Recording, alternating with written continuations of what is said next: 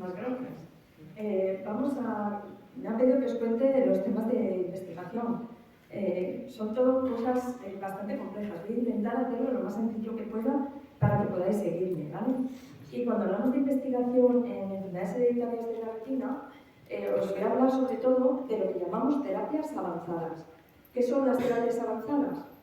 Bueno, pues se reconocen como terapias avanzadas las terapias génicas, que son aquellas en las que introducimos o modificamos un trozo de DNA o de RNA, que es donde está la información genética. También de terapia celular, cuando utilizamos células en los tratamientos, ¿vale? Y a veces también de ingeniería tisular. La ingeniería tisular es utilizar células, pero montadas en algunos andamiajes para que tengan solidez, estructura y colocación. ¿De acuerdo? Entonces, decimos que son terapias avanzadas la terapia génica, la celular y la ingeniería tisular. Y es que resulta que el ojo es un órgano ideal para probar estas tres terapias. Yo creo que los oftalmólogos, los oncólogos y los hematólogos somos los que más avanzados vamos en este tipo de terapia. Así que, bueno, tenemos mucha suerte de tener mucha gente investigando en este terreno. Vamos a empezar por las terapias génicas. Y tengo que deciros que estas terapias no se ven igual dependiendo del estadio en que está la enfermedad. Las terapias génicas nos van a funcionar cuando no tenemos totalmente degenerada la retina, porque tenemos que actuar sobre material genético que tenemos en células que todavía estén vivas, que todavía estén ahí. Si no están ahí, ya no nos van a funcionar las terapias génicas y nos vamos a tener que ir a lo que tenemos a la derecha de ese esquema, que es irnos a terapias celulares de reemplazo o a visión artificial, a prótesis de visión artificial, ¿vale? Y bueno, como os decía, vamos a empezar por las terapias génicas y dentro de las terapias génicas vamos a poder actuar sobre el DNA, ¿vale? Sobre el DNA, que es el material genético que tenemos dentro del núcleo de nuestras células, o sobre el RNA. El RNA es cuando ya se lee el DNA, ¿vale? Se produce RNA, el RNA sale del núcleo de la célula y ahí es leído para formar las proteínas, y esas proteínas son las que nos conforman, las que forman nuestro cuerpo, ¿de acuerdo? Entonces vamos a poder actuar, como os digo, algunas estrategias van a por el DNA, y ahí tenemos, por ejemplo, la terapia de reemplazamiento genético, como es el Luxturna. ¿Qué hacemos ahí? Bueno, pues si tenemos un gen que no funciona, metemos un gen que funciona y entonces se empieza a producir una proteína que era defectuosa. ¿De acuerdo? El Luxturna, que todos conocéis seguro y habéis oído hablar de ello, es una terapia génica de reemplazo genético. Pero también tenemos CRISPR. ¿Verdad que también muchos de vosotros habéis oído hablar de CRISPR? Bueno, pues CRISPR lo que hace es editar el DNA. Si yo tengo el DNA con una estructura incorrecta, ¿no? Pues, tiene una serie de bases que, pues, adenina, guanina, citosina, bueno, pues hay una que está equivocada y a partir de ahí todo se lee mal, ¿no? De la proteína. Bueno, pues podemos editarla, podemos cambiarla, podemos corregirla. Eso, por ejemplo, se puede hacer con CRISPR. Y eso que se puede hacer en el DNA, también se puede hacer en el RNA. Se puede editar el RNA, ¿vale? Y cambiarlo. Y eso tiene una serie de ventajas. ¿De acuerdo? Y, bueno, pues otros de lo que hacemos es actuar sobre las proteínas. Pero eso estamos más habituados, ¿no? Los tratamientos sobre las proteínas pues son los que habitualmente utilizamos, inhibir receptores o poner fármacos que actúan sobre un receptor. Esas cosas ya las hacemos. Bueno, ¿qué se ha conseguido en terapia génica en oftalmología hasta este momento? Pues primero, por ejemplo, con Luxturna, que hemos conseguido con Luxturna, prevenir la muerte de fotorreceptores y también restaurar algo de función visual. Los pacientes a los que les ha funcionado Luxturna ven un poco mejor, ven mejor de noche, y se manejan mejor.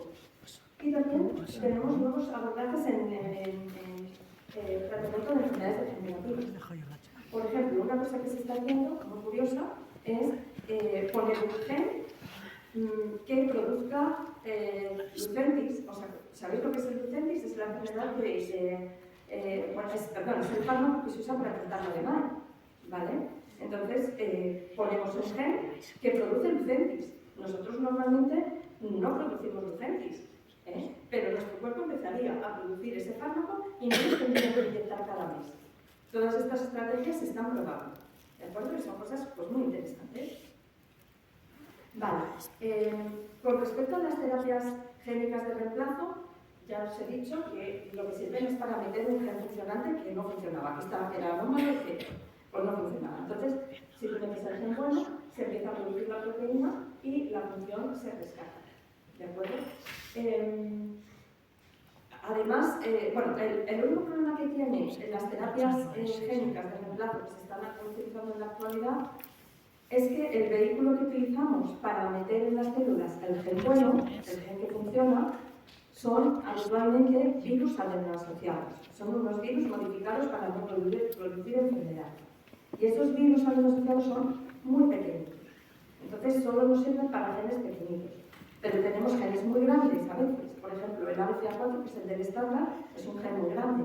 O el USTOSA, que es un gen muy frecuente que produce tanto síndrome de Usher como retinitis pigmentosa. Son genes muy grandes, no los cabrían en un virus adeno-asociado. Y ahora se está trabajando en lo que se llaman terapias génicas duales y triples, que lo que consiste es en poner un trozo del gen en un virus adeno-asociado, otro trozo del gen en un virus adeno-asociado, se producen las dos mitades de proteínas y luego se van con unos mecanismos que hacen que se ensamble, ¿vale? Entonces esto también, ya hay algunas cosas, algunas enfermedades, os hablaré luego, por ejemplo para el USTOSA, que se está probando esta estrategia. Bien, os decía que sobre esta terapia génica de reemplazo, muy conocido, ya tuvisteis en octubre aquí a David Sánchez, que os contó cómo fue su experiencia con Luxturna. Os comentaba antes que para que las terapias génicas funcionen necesitamos que la retina no esté completamente degenerada para poder meter el gen en las células que todavía están ahí, ¿vale? Cuando no están, como nos contaba David, pues realmente la terapia génica no nos ayuda mucho, ¿de acuerdo? Pero sí que es verdad que en los pacientes jóvenes, cuanto más jóvenes mejor, en niños, en adolescentes, que se hace este tratamiento, se consigue una mejora sustancial que además se está manteniendo en el tiempo, no se pierde el efecto. Y eso es una muy buena noticia. Además, ahora, todos los pacientes que han sido tratados hasta el momento, que en España tenemos aproximadamente 30, la EMA obliga a reportar los resultados y se está haciendo un estudio posautorización. ¿Vale? Se ha visto, y a lo mejor os cuentan en algún sitio o leéis en algún sitio, que los pacientes que están tratados con esto desarrollan atrofia de la retina. Pero, muy curiosamente, en este estudio a largo plazo que se está haciendo en los pacientes tratados, lo que se está viendo es que cambia de color la retina, pero no se atrofia, las células no desaparecen y siguen funcionando. De nuevo, a largo plazo, muy buena noticia. ¿De acuerdo? Y bueno, os quería ir señalando por aquí algunas de las empresas farmacéuticas importantes que están trabajando en esto, porque eso bueno, nos da un poco de seguridad de que los tratamientos puedan llegar a nosotros y que ya podamos tenerlos, ¿no? Recordad que este fármaco depende de una gran farmacéutica que es Novartis. Vale, también con esta estrategia de la terapia génica de reemplazo tenemos la coroideremia. No sé si hay algún efecto de coroideremia, pero al principio se hicieron los ensayos clínicos estos TENUI y STAR, que ya eran fase 3, y parece que los pacientes mejoraron.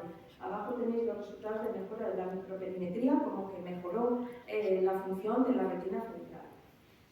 Y bueno, parece que se mantenía, había un grupo de pacientes que respondían muy bien y mejoraban incluso más de 15 letras, pero no eran todos los tratados, ¿de acuerdo? Entonces, ¿qué ha pasado con la coroideremia? ¿Por qué, si los resultados han sido buenos, no tenemos ya la terapia de la coroideremia?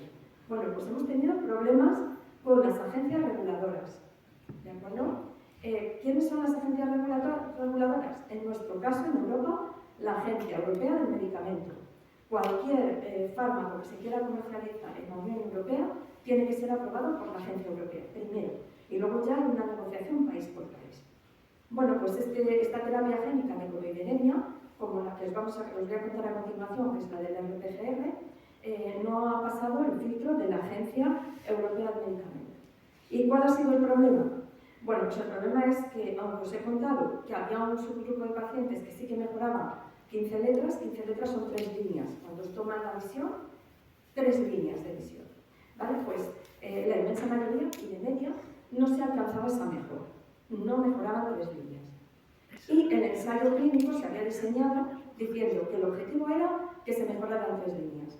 Entonces, en la agencia europea han sido, bueno, también lo ha hecho la americana, que es la FDA, han dicho, vale, vosotros habéis puesto un objetivo y no lo habéis alcanzado. Como el ensayo clínico no alcanza el objetivo, lo siento mucho, pero no. Diseñáis otro ensayo clínico y cuando alcancéis el objetivo que os habéis propuesto, os lo aceptamos. Porque si nos fijamos en el RP65, esos pacientes no mejoraban 15 letras. Pero lo que habían puesto en el estudio era que iban a mejorar cómo se movían de noche, cómo se movían en la oscuridad.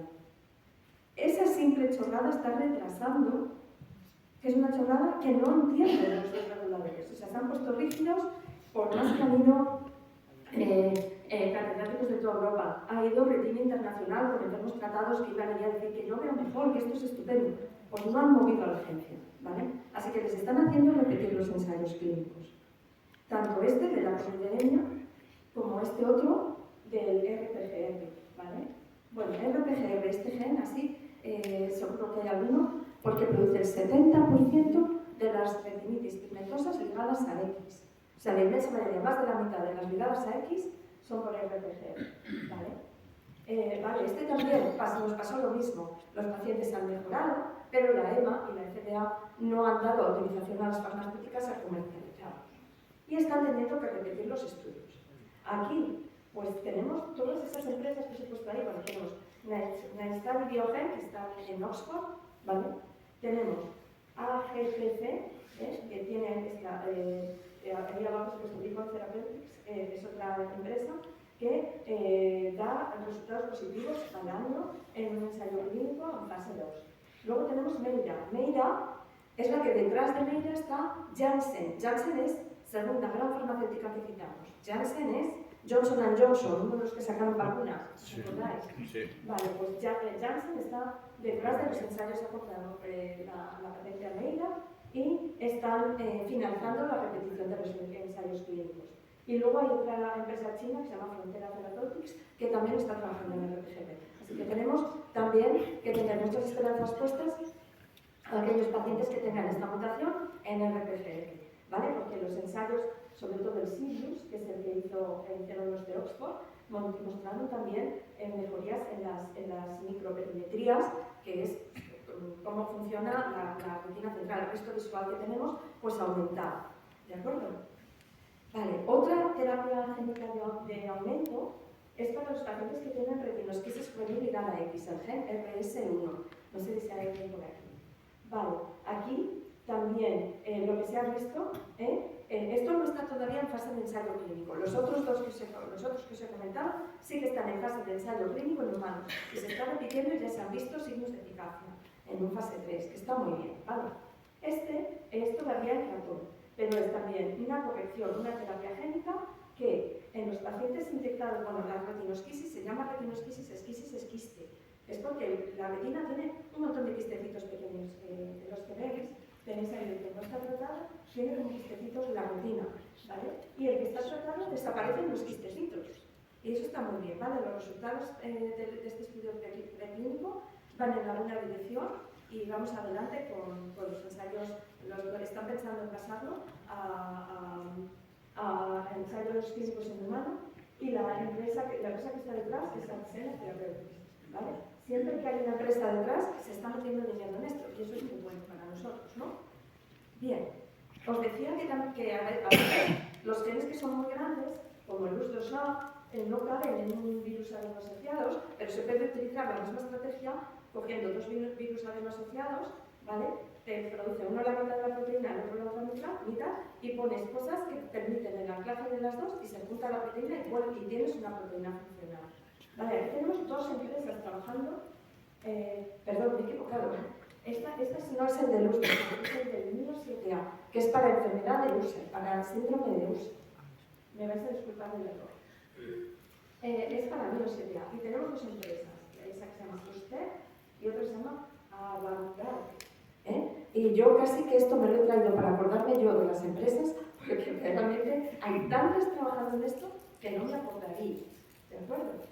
No quiero que os quedéis con el nombre de las empresas, yo misma tampoco me sé todas, pero sí que se está metiendo mucho dinero en terapias avanzadas en oftalmología y esto es muy bueno para nosotros. Vale. Hasta ahora os he enseñado terapias en las que para poder beneficiarse tienes que saber el gen, porque son terapias. Si yo no tengo el RPGR, no me van a hacer esa terapia. Si yo no tengo el RS1, no me van a hacer esa terapia. Pero aquí os voy a enseñar una que es muy interesante porque valdría para todos. No importa la mutación que se tenga. ¿Vale? Y además esta ya está también en fase de ensayo clínico. Se está probando en mutación en 3 genes. Se está probando en mutación en rhodopsina, en BD6B, que es la fosfodiesterasa GNP cíclico, y en otro que no recuerdo. Vale, hay como, no sé si lo veo aquí. No, porque está muy pequeñito. Bueno, son 3 genes, se está probando, y luego hay un cuarto grupo que son, no sé el gen, no sé la mutación, ¿vale? Así que este ensayo clínico que está en marcha por esa compañía, Spanivision, lo que trata de hacer es lo siguiente. Los que tenéis retinitis pigmentosa, sabéis que lo último que perdéis es el resto visual central, ¿no? Y cuando perdéis eso, bueno, pues os quedáis bastante ancianas. Entonces, lo que trata esta terapia es de conservar ese resto visual central. ¿Y cómo pretende hacerlo? Bueno, pues es que ese resto visual central, que son fundamentalmente conos, esto sí que sabéis que los conos y los bastones están en periferia, son los que ven de noche, ¿vale? Son los responsables del campo visual, y los conos son los que están en el centro, son los que ven de día, son los que ven el color. Bueno, pues cuando tenemos una retinitis pigmentosa típica, primero se mueren los bastones y lo último que se muere son los conos. ¿Y por qué se mueren los conos si los que están afectados son los bastones? Bueno, pues esos conos se mueren porque dependen de una sustancia que fabrican los bastones, ¿vale? Es una sustancia que se llama el factor de viabilidad de los conos derivado de los bastones. ¿Eso qué significa? Bueno, pues que los bastones producen esa sustancia para que los conos sigan vivos. Cuando se te han muerto todos los bastones y dejan de producir esa sustancia, los conos también mueren, también cascan, y nos quedamos sin el resto. Claro, si conseguimos tener ese factor de viabilidad, entonces conseguiremos mantener ese resto visual central. Y eso es muy interesante, ¿no? Y además le daría a cualquiera. Entonces, ¿qué se hace aquí? Pues se pone el gen que produce ese factor de viabilidad, en vez de que sean los bastones el que lo produzcan, que ya se han muerto, pues que sean los conos el que produzcan esa sustancia para no morirse ellos mismos. ¿Entendéis? O sea, que es súper interesante y además no depende de la mutación. Y como os digo, hay una empresa que ya tiene 3 ensayos clínicos en marcha. ¿De acuerdo? O sea, que está súper bien. Ya hay pacientes que están siendo tratados con esto. Vamos a ver cómo está. Bueno, eso con respecto a lo que os quería contar de la terapia génica de reemplazo, ¿no? De poner genes que no tenemos bien dentro de nuestro genoma. Pero también os contaba el tema de CRISPR, ¿no? CRISPR, esto que bueno, salió en el año 2013-14 y ya parecía que se iban a acabar, que esto iba a resolver todos los problemas, ¿no? ¿Por qué CRISPR en el 2024, 10 años después, no ha resuelto todos los problemas? Y tan fácil es corregir, o sea, tengo aquí una y debería tener una C, la corrijo y ya está, y tengo el gen divino de la muerte. ¿Por qué? ¿Por qué esto todavía no lo tenemos si tan fácil es? Bueno, pues porque no es tan fácil. Porque nosotros podemos quitar una letra que está mal, pero las células eucariotas que somos nosotros, las de los mamíferos que somos animales complejos, no reparan tan bien como las células de las bacterias. ¿Vale? CRISPR es un mecanismo de bacterias. Las bacterias reparan, que son células procariotas, reparan muy bien el DNA. Nosotros, nuestras células, las de los mamíferos, animales complejos, las reparamos fatal. Y de hecho, cuando se usa en ratones, pues a lo mejor consigues corregir de una camada de 10 ratones hijos, pues a lo mejor están corregidos 2. ¿Vale? Entonces esto no se puede hacer en humano porque no funcionaría bien. Lo que es corregir. Pero sí que funciona muy bien para cortar. O sea, yo tengo una letra anómala que está mal ahí y la puedo quitar. Eso, o puedo quitar un trocito. Quitar en un gen que está mal se hace muy fácil. Ponerlo correcto falla muchísimo. ¿Esto me lo entendéis? Sí. Vale, entonces, ¿para qué se está usando CRISPR? Pues se está usando para silenciar genes anómalos. Por ejemplo, en rodopsina. ¿Hay alguna rodopsina? La rodopsina es súper frecuente, es el gen, uno de los genes más frecuentes, si no el más frecuente, de retinitis pigmentosa autosómica dominante. Y hay muchos pacientes adultos porque es dominante. Entonces, lo que se puede hacer es silenciar. En la rodopsina el problema que tiene no es que te falte el gen. La rodopsina el problema que tiene es que se produce una proteína en muchas cantidades, mucha cantidad que es anómala. Y entonces la célula se llena de una proteína anómala y acaba tan sobrecargada de una proteína anómala que se acaba muriendo por exceso de proteína dentro de la célula. ¿Vale? Entonces ahí el mecanismo por el que se enferma es diferente. Ahí lo que podemos hacer es con CRISPR silenciar el gen malo, callarlo, para que en la célula no se acumule toda esa cantidad de proteína buena, mala, anómala. ¿De acuerdo? Entonces, eso puede ser muy útil para aquellas mutaciones en las que lo que tenemos que hacer es tu gen, cállate la boca y deja de producir esa proteína que no sirve para nada y lo que hace es destrozar, ¿no? Vale, pues ya se está utilizando, bueno, ya se usa en los hematólogos usan esta técnica para producir la anemia falciforme, ¿vale? Un tipo de anemia que es genética, y los de NRP lo estamos usando para silenciar el gen C290. No sé si hay alguno porque este gen es más raro, ¿vale?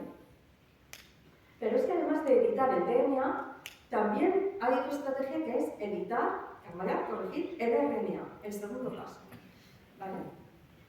Y hay una empresa que lo está probando para el gen ABCA4. Astidian Therapeutics es una empresa que está editando el RNA, ¿vale? Del ABCA4. O sea, el gen ABCA4 del DNA del núcleo produce el RNA que sale fuera del núcleo al citoplasma de la célula y de ahí se ve la proteína, ¿no? Pues en vez de editar el DNA, editamos el RNA. ¿Tiene ventajas trabajar sobre el RNA? Pues tiene algunas ventajas. Y ahí os cuento alguna. Las terapias basadas en RNA, primera cosa que hacen es no te modifican tu DNA, ¿vale? Porque, bueno, pues en la vida práctica real, en la práctica real, no hemos tenido ningún problema de que el gen que nosotros metemos se haya insertado en un sitio inadecuado y nos haya podido producir problemas, pero sobre el papel es posible que el material que nosotros metemos, como se inserta al azar donde le da la gana, nos pudiera producir algún problema modificando un gen que no queremos que nos modifique, ¿vale? Entonces, si actuamos sobre el RNA, no estamos modificando nuestro genoma. Bueno, eso puede ser una ventaja. Segundo, hay algo que puede ser una ventaja y una desventaja.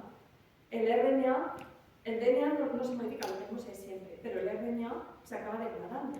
Entonces, digamos que necesitaríamos poner el tratamiento varias veces al año.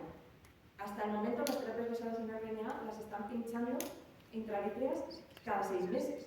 No es un gran número de pinchazos, el que conozca gente con DMAE que se pincha todos los meses, 2 veces al año no es un número muy elevado de pinchazos, ¿vale?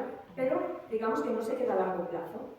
Claro, eso también puede ser una ventaja, porque si tienes algún efecto adverso de lo que has hecho, pues sencillamente por no volver a poner el tratamiento, pues ya está, has conseguido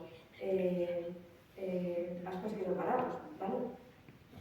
Entonces, bueno, se habla de esa edición del RNA y la siguiente cosa de la que os quería hablar es de otras terapias que actúan sobre el RNA. Unas son los oligonucleótidos antisentido y otros son los RNA de interferencia. Cuando no queremos que se produzca una proteína anómala, lo que podemos hacer es poner un RNA que se une con el RNA malo y que lo interfiera, que se una a él y lo inactive y dejaría de producir la proteína anómala. Eso también lo podemos hacer con una cosa que se llama nucleótidos antisentidos, ¿vale? Los nucleótidos antisentido son unos trozos de ácido nucleico que nosotros diseñamos que se van a unir, igual que los RNA de interferencia, se unen al trozo de DNA que queremos silenciar, se unen ahí y lo bloquean. Entonces, para estas enfermedades que os digo que se produce proteína anómala, son terapias muy interesantes. Terapias que utilicen RNAs de interferencia, tenemos un estudio preclínico de esa compañía que se llama Editas para el gen de la rodoxina, para el RH, ¿vale? Eso lo está probando el ICAS. Y se está también en fase preclínica probando un abordaje similar para la periferina, que eso sí que estoy segura de que hay afectados, para el PRPH2, ¿vale? Un abordaje parecido con RNA y preferencia, ¿vale? Bien, y basadas en estos oligonucleótidos antisentidos, también tenemos las terapias de ProQR. Os sonará ProQR porque también hemos tenido lío con ProQR con las agencias regulatorias. Vale. ProQR tiene 3 terapias, una para RO, otra para el USDOSA y otra para el CEP290. La del CEP290 se llama Cisatefarsen, la del USDOSA se llama Ultebursen. Bien, estas terapias, por la misma razón de las agencias reguladoras que os conté antes, se habían probado, se habían comparado. Y entonces lo que ha pasado es que ProQR es una empresa pequeña que no tenía ya más dinero para repetir los ensayos clínicos. La buena noticia a día de hoy es que la ha comprado TEA. TEA es otra de las grandes farmacéuticas que se está metiendo en esto. Entonces TEA va a poner el dinero para repetir estos ensayos clínicos y esperemos que, bueno, esto nos está retrasando, pero son tratamientos que pueden tener un papel, que pueden llegar a la clínica, pues esperemos que no tardando mucho. Bueno, se ha nombrado ya 2 veces este gen, el CEP290. El CEP290, lo he nombrado ya 2 veces. Y es que para el CEP290 tenemos 3 estrategias. Tenemos los oligonucleótidos antisentidos, que os los acabo de contar. Las técnicas de CRISPR, que os las he contado. Ahí hay otra gran farmacéutica. ¿Quién? Allergan. Allergan está detrás de Editas. Allergan es otra de las grandes. Allergan pertenece a AbbVie. Grandes farmacéuticas, muy buenas noticias, ¿vale? Porque las grandes farmacéuticas van a poner dinero y por lo tanto, como para la investigación se necesita mucho dinero, pues bueno, vamos a ver si vamos teniendo terapias en el futuro. Y luego hay otra estrategia para el CEP290 que es el uso de minigenes, que es como acortar el gen para que produzca una proteína más corta, pero que funciona parecido. ¿Vale? Esto no sé cómo irá, pero bueno, hay un artículo ya que utiliza esta estrategia para el CEP290. Bueno, pues con eso os habré contado lo que son en sí terapias génicas, ¿vale? Y ahora os quiero contar otra estrategia, otro tipo de abordaje, que no es una terapia génica a pesar de que se llama optogenética. Aunque en el fondo tiene una parte del tratamiento que sí que es una terapia génica. Vamos a desenredar esto. ¿Qué es la optogenética? La optogenética consiste, bueno, primero es una terapia que nos valdría para cualquier mutación, incluso con la retina degenerada. Es más, sería para cuando tenemos ya la retina degenerada, ya no tenemos fotorreceptores. Vale, no tenemos fotorreceptores, pero quedan células de la retina interna, ganglionares, bipolares, otras células de la retina, que están ahí. Entonces, ¿qué hace esta terapia?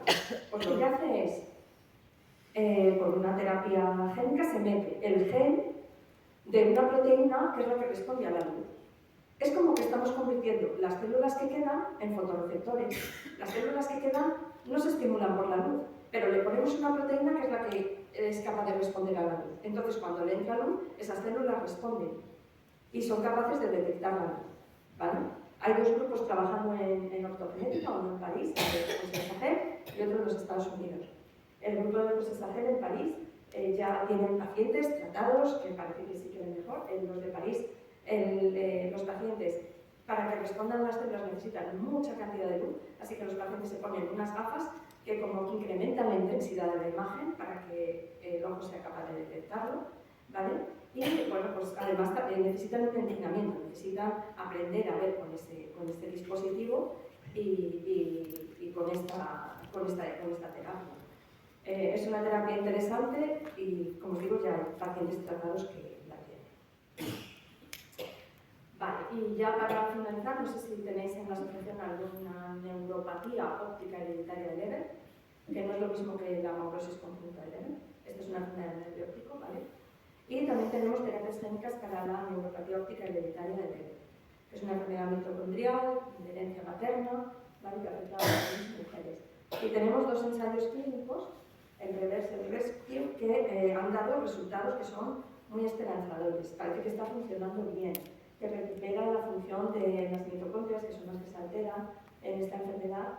Y bueno, es una enfermedad que, aunque afecta a células de la retina, las células ganglionares, no es como las que estáis vosotros más acostumbrados, que afectan a los fotorreceptores. Pero bueno, que hay terapias génicas también para ello.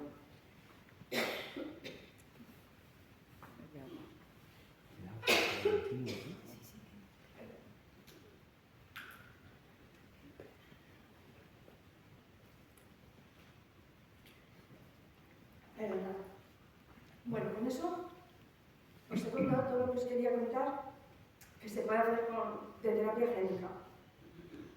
Y ahora nos vamos a centrar en la terapia celular. Es la segunda parte de la charla, ¿vale? Hablamos de terapia celular. Perdón, es que cuando me da la tos. Paramos un rato. No. Bueno, hablamos de terapia celular cuando utilizamos células con fines profilácticos, o sea, para prevenir, o terapéuticos, para tratar. Vale. Las células las podemos utilizar de dos formas. Las células madre, que os sonará mucho, la mayor parte de las veces cuando vais a hablar de células madre, lo que estáis pensando es que me pongan células madre y que me salga la retina, ¿no? Bien, esto también se busca, pero es más complicado. Porque la inmensa mayoría de los ensayos clínicos que utilizan células madre lo hacen porque las células madre son una fábrica muy importante de sustancias que son neuroprotectoras, que nos protegen de la degeneración. Entonces se ponen las células madre ahí para que suelten todas esas sustancias y que las células que están un poco tocadas no acaben de morirse, o que se mueran más tarde, que se retrase la neurodegeneración. La mayoría de los ensayos utilizan las células madre para eso. Bien, cuando lo que queremos es reemplazar las células que ya no están, que están perdidas, hablamos de medicina regenerativa. Poner lo que no está. Y ahí hay un montón de lo que se llaman los PEIs, que son productos terapéuticos que están muy regulados por la Agencia Española del Medicamento y por la Europea, por supuesto. Hay biobancos donde tienes que tener las células, bueno, pues, toda la producción de esas células tiene que hacerse por las guías de buenas prácticas de manufactura, en fin, tiene una gran regulación y es realmente costoso de producir. Bien, como os decía, lo que utilizamos para tratar de detener la neuroprotección, para eso lo que más utilizamos son células madre mesenquimales, que son las que se pueden obtener de la médula espinal, del tejido adiposo, de la sangre. Y bueno, a lo mejor conocéis algún estudio que han hecho los compañeros de Murcia utilizando células de la médula ósea, ¿vale? Y estos estudios lo que tratan es de detener la neurodegeneración, insisto. No nos van a hacer que nos salga ahí retina. Vale. ¿Qué tenemos que utilizar para que nos salga ahí retina? Para que nos salga ahí retina no nos valen las células madre que tenemos nosotros en nuestro organismo. Tendríamos que irnos a un estadio más, o sea, el estadio de embrión. Tendrían que ser células embrionarias. ¿Qué problema tenemos con las células embrionarias? Pues que en España y en Europa están prohibidas porque tienen muchos problemas éticos. O sea, tendrías que cogerle el ojo, destruir el embrión. Bueno, en Europa no lo podemos utilizar. Los americanos sí que están utilizando células embrionarias y tienen algunos ensayos clínicos haciendo materiales de bioingeniería con células madre embrionarias tratando de regenerar la retina. Vale, y en Europa sí no podemos utilizar células embrionarias, ¿qué hacemos? Bueno, pues hay una estrategia que le valió el Nobel a un japonés, a Yamamoto, en la que tú puedes coger una célula tuya, adulta, y le pones una serie de factores que se desdiferencian hasta células madre similares a las embrionarias, que son donde empiezan todo. ¿Vale? O sea, una que te puede dar todo. Las células de los embriones al principio nos pueden dar, nos van a dar todo, nos van a dar el pelo, la piel, el hígado, el corazón, el cerebro, incluso dan la placenta. ¿vale? Pues las necesitamos en ese estadio para que sean capaces de regenerar. Si no, ya más avanzado, como son las células de la médula ósea, no serían capaces de regenerar, ¿vale? Bueno, entonces estas células se llaman, estas que utilizamos sobre todo más en Europa, son las iPSC, que son células madre pluripotentes inducidas, ¿vale?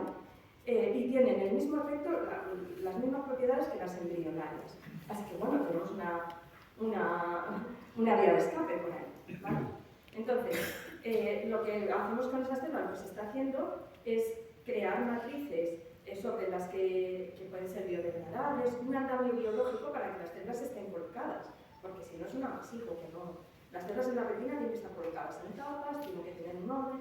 Entonces están haciendo materiales también que se pueden implantar debajo de la retina con sus fotorreceptores, que vienen de esas células madre pluripotentes inducidas, e incluso ya se están haciendo retinas bioelectrónicas, o sea, con chips electrónicos junto con las células. Un material que es una mezcla entre biomáquina chiquitina con tejido biológico. Y eso es súper interesante. Eso se llama nanomedicina, ¿vale? Bueno, esto puede que no esté actualizado, pero si miramos el número de ensayos que hay de terapia génica, hay sobre todo 29, el número más alto, es la utilización de células madre mesenquimales, o sea, las que vienen de tejidos, o sea, de células madre nuestras, de médula ósea o de tejido adiposo, sobre todo, bueno, pues que se utilizan con efectos paracrinos. Normalmente esos ensayos clínicos se dejan las células ahí en el vítreo y para que produzcan esas sustancias para que nos neuroprotejan, ¿vale? De reemplazo, para reemplazar, parece que vamos avanzados en reemplazar el epitelio pigmentario de la retina, que es la madre sobre la que asientan los fotorreceptores. De fotorreceptores hay muchísimo menos, o sea, reemplazar los fotorreceptores o reemplazar las ganglionares va a ser mucho más difícil, y hay muchísimos menos ensayos porque es mucho más difícil. Uno de los ensayos que hay, que está más avanzado, que ya está en fase 2, en humanos, es este de Optigen. Este tiene, bueno, detrás de las compañías pequeñitas que lo estaban desarrollando, que eran esas tres, Lineage, la otra se llama no sé qué, y la otra Genentech. Genentech sí me suena mucho porque, bueno, ha estado detrás de algunas terapias génicas. ¿Quién ha comprado estas compañías? Roche. Roche es otra de las grandes, ¿vale? Otra de las que tiene pasta. Vale, y entonces lo que hacen es coger células madre, estas son de Estados Unidos, estas son embrionarias, ¿vale? Y lo ponen, hacen una base de epitelio pigmentario de la retina y que se pone debajo de la retina, y cuando el problema está en el epitelio pigmentario de la retina parece que están consiguiendo reemplazar. Más difícil, insisto, reemplazar los fotorreceptores que no están. Vale. Otra farmacéutica grande, Bayer, esta es que suena, la de la aspirina. Bueno, pues Bayer ha comprado Blue Rock. Y Blue Rock es una empresa que trabaja, tiene ya 3 ensayos clínicos en oftalmología, también de terapias celulares basadas en células madre inducidas, las IPIs, que son las que podemos utilizar aquí más en Europa. Y también hay un estudio europeo, este está todavía en fase de ensayo clínico, en ratón, que también utilizan precursores de fotorreceptores. Estos ya están con precursores de fotorreceptores, no es epitelio pigmentario de la retina. Y bueno, parece que en ratón está funcionando bien. Pero este todavía no hay ninguna farmacéutica detrás. Este todavía está en unos trabajos que se están haciendo con fondos de la Unión Europea, con proyectos europeos. Bueno, en octubre estuvo Jessie aquí contándoos el proyecto que nosotros estamos haciendo en el Gen Pro 1 en el yoga. Tenemos 3 pacientes que tienen mutación en este gen y que tienen fenotipo distinto a pesar de tener la misma mutación. Entonces lo que hemos hecho es generar estas IPS, estas células madre pluripotencias, ya las tenemos. Las hemos enviado ya al biobanco, ¿vale? Y tenemos el primer artículo, que es el que vosotros nos tocasteis el premio para financiarlo. Bueno, pues hemos mandado la segunda revisión del artículo esta semana, esperemos que nos lo acepten, y si nos lo aceptan, pues por pasarnos la factura. Gracias de verdad. Y bueno, pues hemos conseguido esas IPS Y ahora mismo está otra doctoranda nuestra, Leticia Hernández, reprogramándolas a fotorreceptores, a progenitores de fotorreceptores. Vamos a ver hasta dónde llegamos, porque estamos trabajando en esta mutación. Si alguno tenéis, bueno, sí que creo que estaba por aquí una de las participantes en el estudio, por lo menos en octubre vino.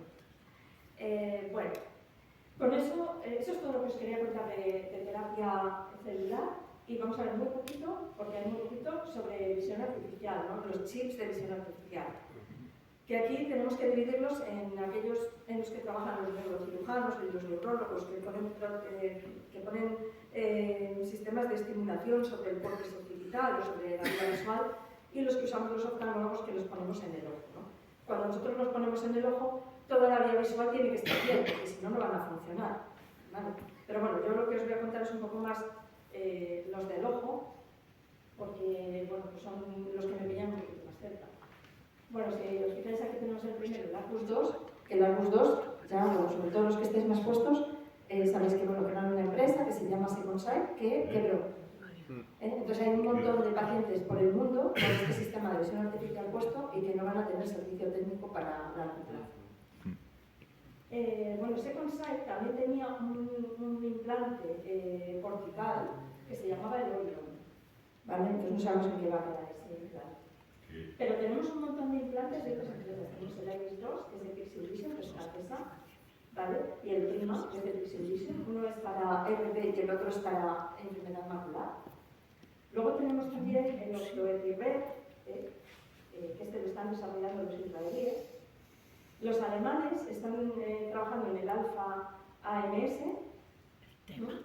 Y luego tenemos una empresa en Australia, que es Bionic, en Sydney, que también trabaja en unos sistemas de visión artificial.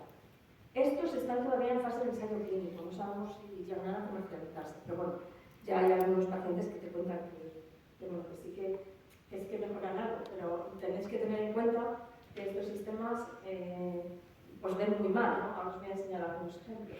Bueno, este es el Orio, que era un sistema cortical, este no lo ponemos nosotros, lo ponen los cirujanos.